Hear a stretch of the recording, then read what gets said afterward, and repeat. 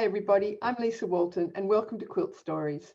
Today I'm chatting with my good friend Maggie Vanderweit, who lives in a little town near Toronto in Canada, and Maggie and I met through SAQA, Studio Art Quilts Associates, and Maggie moved onto the board just as I was leaving the board, so we didn't get a chance to sort of sit in board meetings together, but I'm sure she's doing a wonderful job.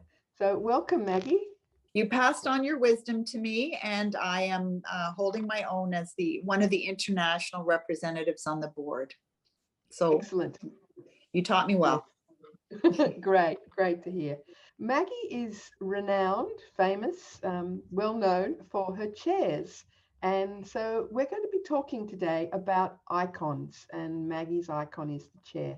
So chairs, choosing an icon. A lot of people do have icons in their work, and sometimes they're small and sometimes they're dominating. But I've noticed with Maggie, you can pick a Maggie Vanderweit quilt immediately because of the chairs. So we're going to have a little talk about why she's chosen the chair and also where to from now. So who's this, Maggie? So this is my dad, and his name was Ike Vanderweit, and he died 25 years ago. And this is the last picture taken of him. And it was taken a few days before he died, and it was taken in our front porch. He's sitting on one of the chairs, and one of our dining room chairs is outside because we had just had this huge surprise party for them for their 40th wedding anniversary. And our chairs were all over the yard, and there were 150 people there. So there were lots of chairs, but this is one of his chairs.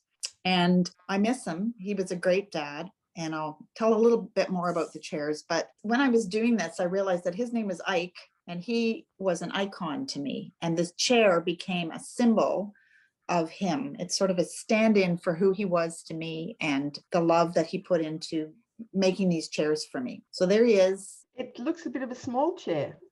It's kind of a weird perspective. He has his feet up on the step of the porch, and I'm sort of above him looking down on him. So it's weird, but it is the chair. But I know what you're saying. Yeah, it is a weird angle. Yeah. I thought it was a baby chair. Oh, no. So here's a picture of our dining room. And this is the place where we welcome friends and families, celebrate all of life's milestones. And you can see that I have a whole bunch of these chairs. And these chairs came from the prison where my dad was a trade instructor. He taught house painting and sign painting. And they were throwing a whole bunch of these chairs out. They were in the dumpster. And he asked if he could take them, and he probably took 30 of them home. And he refinished them over the years. He always told me that they were going to be for my big girl home, he was doing them, and he kept them, and he gave them to other relatives too, but I have about 15 of them. So they're just simple chairs. And I love the lines. And the table he rescued from a churchyard. It was in the backyard, and he painted the sign for the church with their hours of service and everything in it. And they gave him the table in exchange for his work. So this is our dining room. Oh, and lovely memories of him every time you sit down, I'm sure. Because we had lots of meals with him at this table too. So lots of memories of him and all of our friends and family. Yep, for sure. This chair is what got me started on this. This is a chair that's in our local museum, and that's right down the road from me. It's called the Wellington County Museum and Archives. And we were invited, I belong to a group called Connections, a local textile art group. And we were invited to paw through their archives and choose something that appealed to us to do a response piece. And I found this chair and went, oh, wow, that's just like our chairs. And this museum used to be a poorhouse or a house of industry. And so this was the chair that those residents sat on. And that was for all kinds of people that had nowhere else to go. They were poor, they were disabled in some way. And this big old limestone building, which has now been converted into a library and a gallery and all kinds of things, has kept these domestic items and made a collection of them. And so that's why it was there. And so I thought, ooh, cool chair, just like mine. I did a piece about it. Where are you now?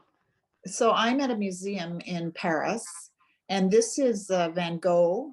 Okay, and there's one of his room series where he uses furniture as a stand-in, as an icon for, I think, quite complex thoughts about a number of things. And his chairs were kind of like mine. So this piece is called Bedroom and Owl. So you decided to use the chair as part of your work. And so this is the sort of process that you go through. Would you like to step us through? Yeah, sure. So we'll start top left.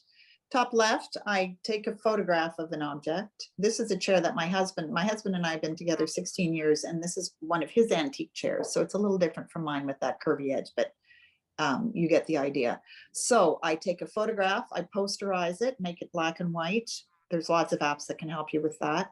And then I blow it up or shrink it or mirror image it, manipulate it till it's the size that I want it to be. And then I tape it onto craft foam, which is just dollar store, sort of that flimsy stuff that's waterproof, sort of plasticky stuff.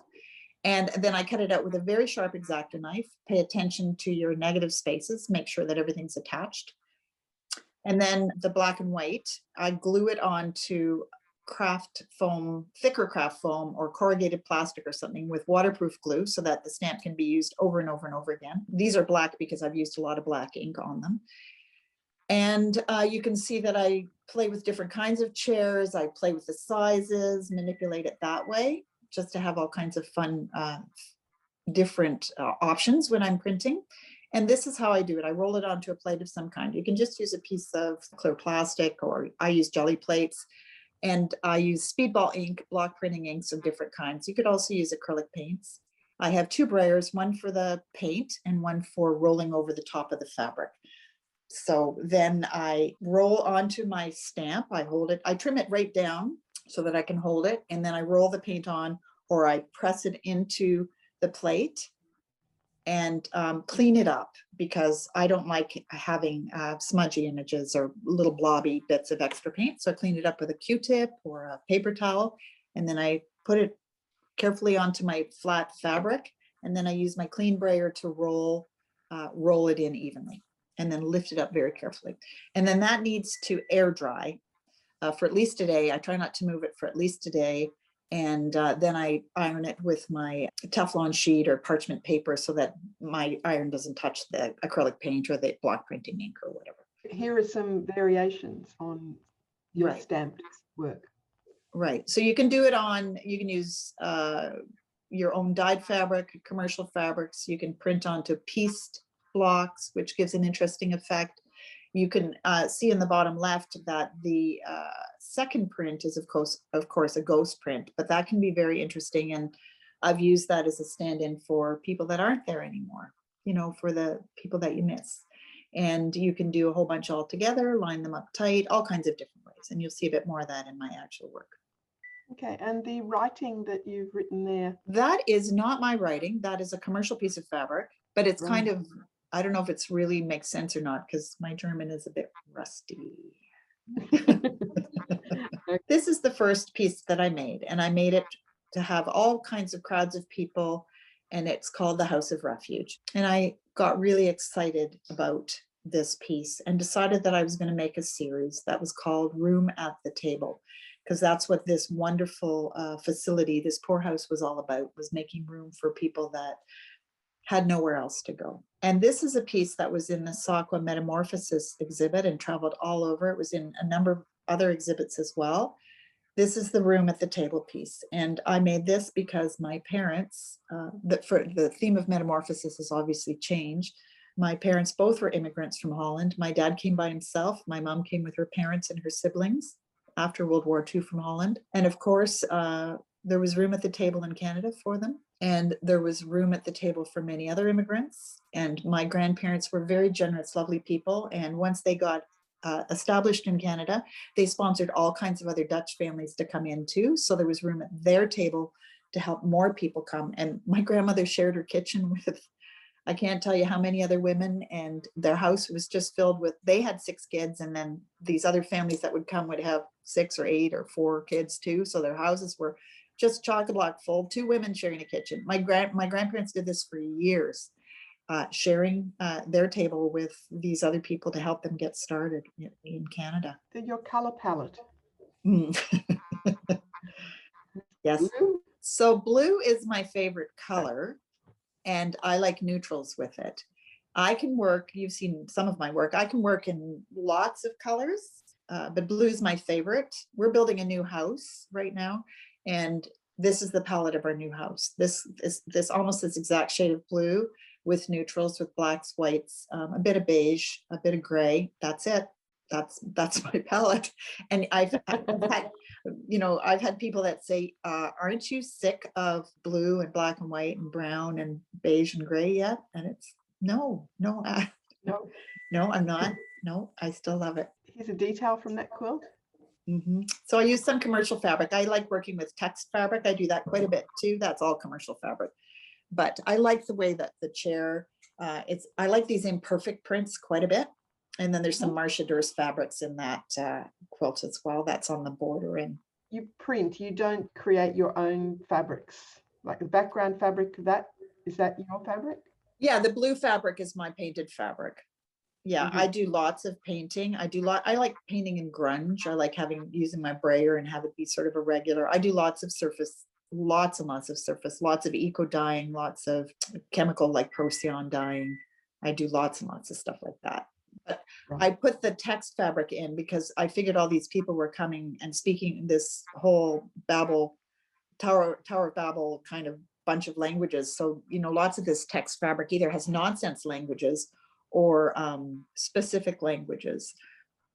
So that was sort of to indicate how everybody was coming from all these different places. That's what that message was kind of about. Oh, color. Finally. So this one was when Trump was president, and it was an interesting and difficult and upsetting time for lots of people for lots of reasons. So that's why there's orange in this. I started with needing to do orange, and the quilt is called All of Us and Aliens Too.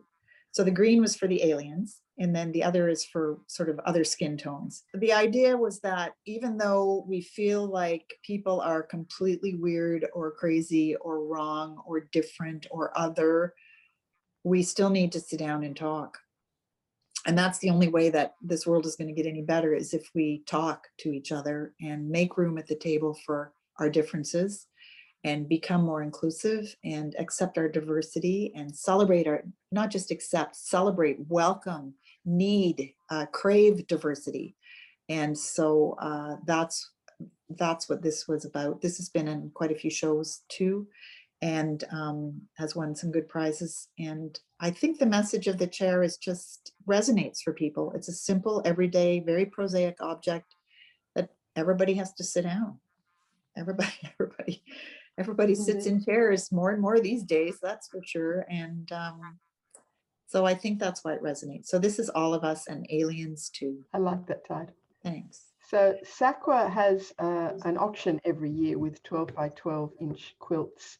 And so these are for 2018 to 2020. Do they have different messages?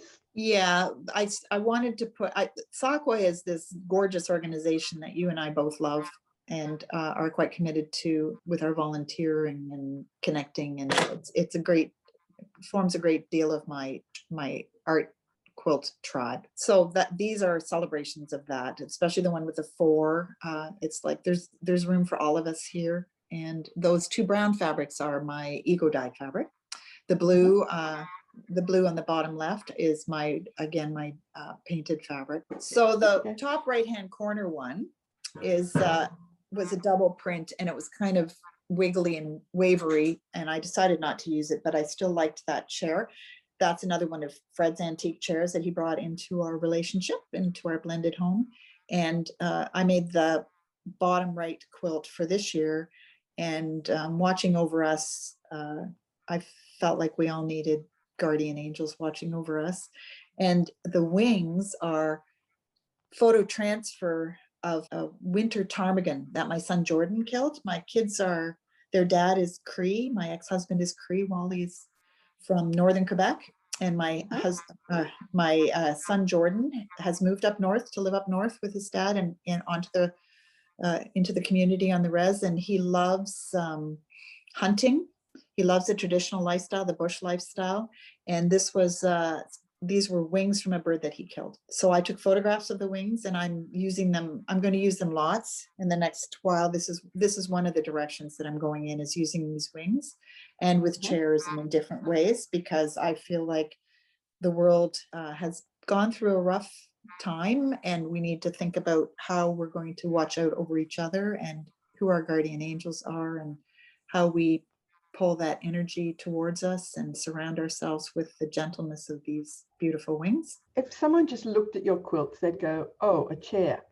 But they need to know the background, don't they? They need to know what's going on in your head at the time. I think that's really important. Well, I think one of the things about icons is that they're usually pretty ordinary objects, trees or circles or birds or other shapes or things that can mean different things to different people. So for some people, having a chair is about authority, or that room at the table, that place at the table means you have a voice and you can speak. And for others, it's simpler, it's food, or it's comfort. Or so I guess I invite people to hear my stories and then make their own stories up for what it means to them. Because, I guess one of the things we all do is we send our art into the world and then we have to say, go send the messages to people and they'll hear what they need to hear when they see it. Sometimes, like, I use text and I embroider things, words into it. Sometimes I can be pretty in your face, like, that's what this is about. So please think about this thing. And lots of us make quilts like that, that are, I wouldn't say didactic, but they're promoting a certain thing. But sometimes it can be softer. It can be, I love telling my stories. I can tell stories. I like telling stories. I used to lecture and teach a lot, and I didn't need a script. I could just I could go. So I can tell the story, but I invite people to see what resonates for them, what it means to them. Right. So you've been on Quilting Arts TV. How did that go? I drove down with the material for 3 different shows, taped 3 different shows in one day. You can see the chair in the corner, how they use a chair to make their set seem warm and welcoming. Yes. And they were beautifully warm and welcoming. And there's my quilt in the background and some of my process pieces in the front, and I did demonstrations. You can see over on the left-hand side on the table, this giant chair. And I have used that giant chair stamp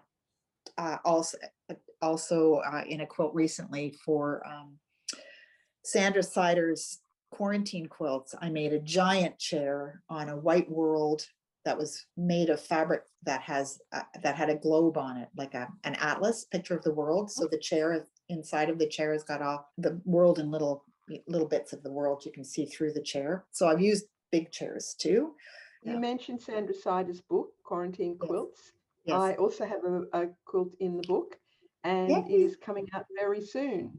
There's a link to Sandra Sider's book, which is available on Amazon, down below, as well as all of Maggie's links. Just check out the description box below. This one behind you? Yeah.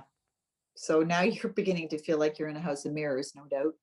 This is called Indigo Party. A few years, I loved Houston. Obviously, it's the biggest quilt party in the world. It's just spectacular. I know there's big quilt shows in Tokyo and Europe as well, but this, Houston is pretty great. And if you haven't been, you should go. And I think they're going to be back in operation in this year, 2021. So that's exciting to think about. Anyway, I saw their call for entry about 3 years before they did this. They were celebrating their Sapphire anniversary, their 45th anniversary. And they were inviting submissions for blue quilts with a bit of white or a bit of black in them as well, but just blue and then black and white. And I thought, well, what could be more up my alley than that? Nothing. So I was in the middle of my chair series, and so I did this. So the blue fabrics in the background that I stamped onto with my white chairs are lots of commercial fabrics and some of my own hand-dyed or hand-painted fabrics as well. Indigo Party caught on. Bob, I don't know how to say his last name, Ruggiero, I think that's how you say his last name. Anyway, he contacted me and he said, working for IQA, we are using, with your permission, we are using this quilt as the logo for Quilt Market. And Quilt Market is the week before Quilt Festival, where all the buyers and sellers go to show off new ideas and new fabrics. And they put it on the cover of their magazine, their trade magazine. They put it on pins. they put it on the aisle markers, and I was delighted that there was an aisle marker M with my chairs on it. I'm wearing one of the little pins that they made that they sold. They sold lanyards, and they put this display at the very opening of the show with my quilts, and then they put a white chair there.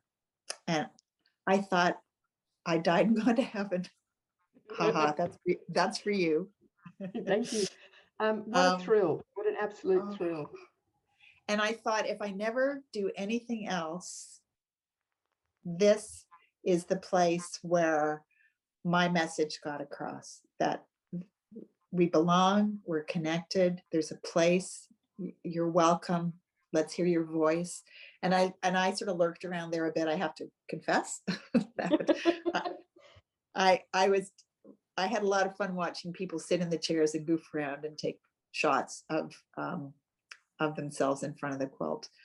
And it's just such a great community.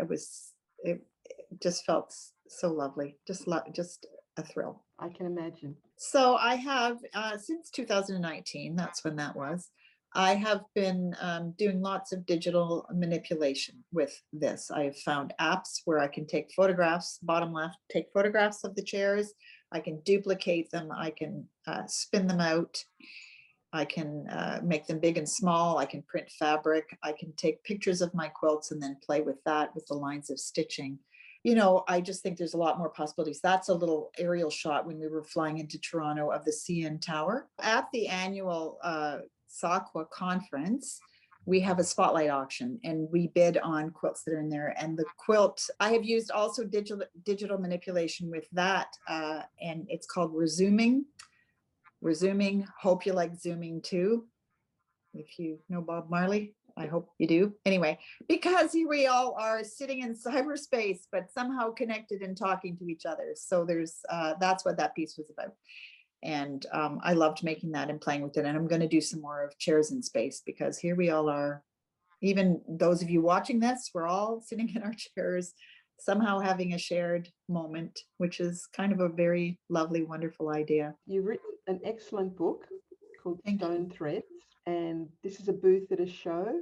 Well, I used to do dyed and painted fabric that I sold at shows. I did that for years and years and years. And this picture is me at my very last show. And there's some work that you can see that I do use other colors and love color, actually. I have a lovely walkout studio in our home. We have a basement with a door to the outside. So I have a situation like you have in your studio, Lisa, with the birds outside. I was enchanted by the birds outside your studio when I saw your studio tour. And I have the ability to go outside to dye and to paint and make messes. And I have a hose, so I can hose things down when, that's very fun, and let them drip out there. And I have a nice big cutting table, good light, and the door, that's my walk-in closet, where I have all my fabrics and a lot of my quilts. So they are protected from the light and fading. And there's a shelf with some of my, it doesn't quite look like that right now, but that was a picture when things were neater. But, just having it all so I can just access it, just walk in, and sort of the long view. So blessed. And a nice big design wall to work on and to take photographs of my work on as well. Love my studio. And there's a picture of me with my book. The book was published in 2016, self-published. I have not that many left. We're moving, so I gave quite a few away this year. I sold enough that I was happy to give away what was here, because I don't want to move them. And I'm keeping some for the conference, the SAQA conference in Toronto for 2023 for the participants there. And then that will be the end of that book. But it was wonderful to write. It's sort of a memoir, photographs of my work, some of my thoughts about being an artist and how to get myself jazzed up. And when my mojo is flagging, I read my own words and go, see, you know what to do, just go do it. So if people were interested in your book, can they contact you on your website? Yes, they can contact me on my website. I have a very limited number left. Press the buttons and then I ship it to you. Okay, well, I'm sure a lot of people will be interested in that as well.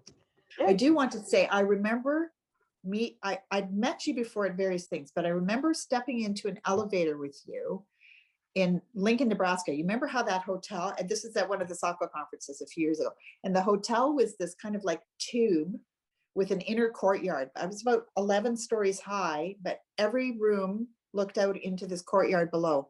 It was a phenomenal way to meet and to see. You could look out your door, see who was down there, and then you could say, oh, I can go visit with so-and-so, even though it's, 11:30 at night, there's still a party going on down there. But I remember stepping into the elevator with you and I was saying, hi, your name sounds familiar. And you said to me, well, it should, Maggie, because I had a name tag on. It should, Maggie, because I'm on the SACO board.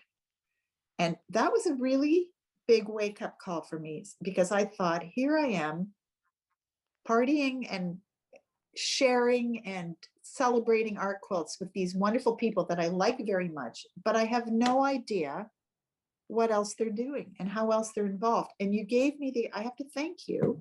You gave me the idea that you have to give back, but that giving back could be a really good part of what you do. And you talked to me a bit about what it was like to be on the board. You were very sweet and friendly, but it was a wake-up call for me. So I'm grateful. Thank you. And I thought, there's a lady with personality, and I've liked you ever since.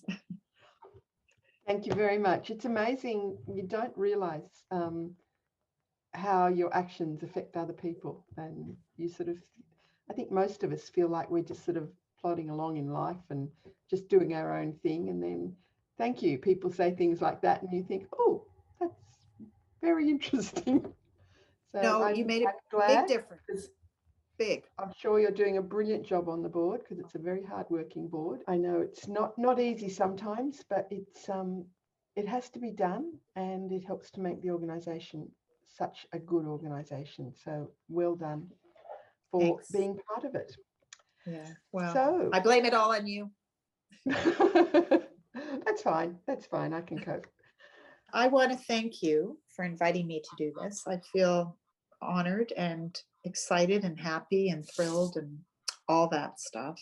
You are doing wonderful, wonderful work with your sort of how quickly you took the bounce and have turned this pandemic into an opportunity for you to get, maybe this was always in your back burner, or maybe now that you have less volunteer commitments, you can put more time into this kind of thing. And less traveling around and all that. So you can sort of say, this was always something I meant to do. And you have figured out the technology and the way to get it out there in the world. And I have enjoyed so many of your other episodes. And I watched Deborah Boschert's recently, and she said, when she was talking about her trees and how she kind of abstracted them, but she said, I only have a certain degree of what's going on grounded in reality, which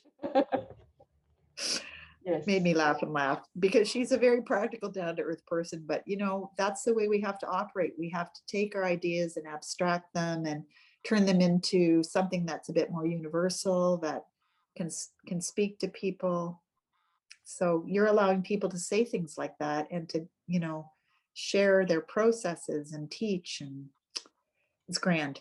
It's just grand. Thank you. It's quite important that I think people see quilts in quilt shows and they don't perhaps understand what's gone into the creation of them, the techniques by all means, but just also the thought behind it. And it's actually been really interesting listening to you talk about why you've picked this icon. And I know I will be looking at your quilts differently now, just knowing that bit extra, which has been lovely to have you explain it to us.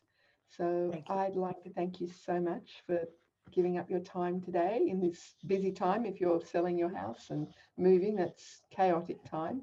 And I look forward to seeing you in real life one day in the not too distant future. If you've enjoyed the video, I hope you'll consider subscribing and clicking that button and thumbs up, and making it just more available for everybody, because there's a lot of quilters out there and people interested in our work, and I just feel like spreading the word. See you soon, and bye for now. Thank you. Wonderful experience.